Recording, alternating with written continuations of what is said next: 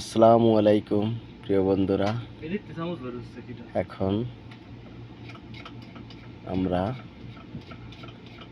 একটু রান্না বান্নার দিকে আছি। তেমন কিছু না, একটু হরিণের মাংস রান্না করবে।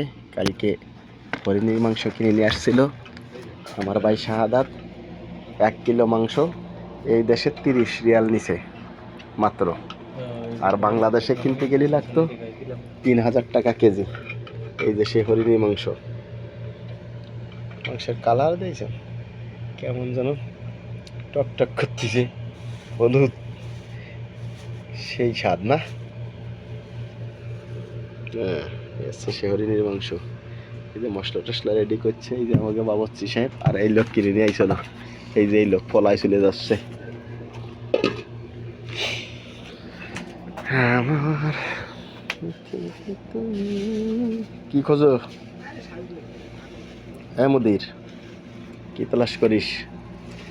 এই হচ্ছে আমাদের রুম, সবাই আমরা এখানেই ঘুমোই। এই যে একজনের একটা বেড, এই একটা এটা আমার নিজের, একটা আমার এক ভাইয়ের, ওইটা আর এক ভাইয়ের, ওইটা আর এক ভাইয়ের, ওইটা আর এক ভাইয়ের। মোটামুটি এই আছে প্রবাসীকে বাসস্থান।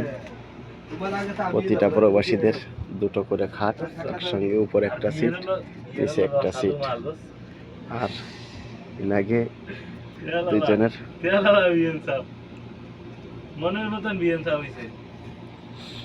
তা মানুষ ফুলাফান বিয়ে দেয় তো বিয়েন দেহে, বিয়েন যদি ভালো না থাকে তাহলে ফুলাফান সে জায়গা বিয়ে দেয়।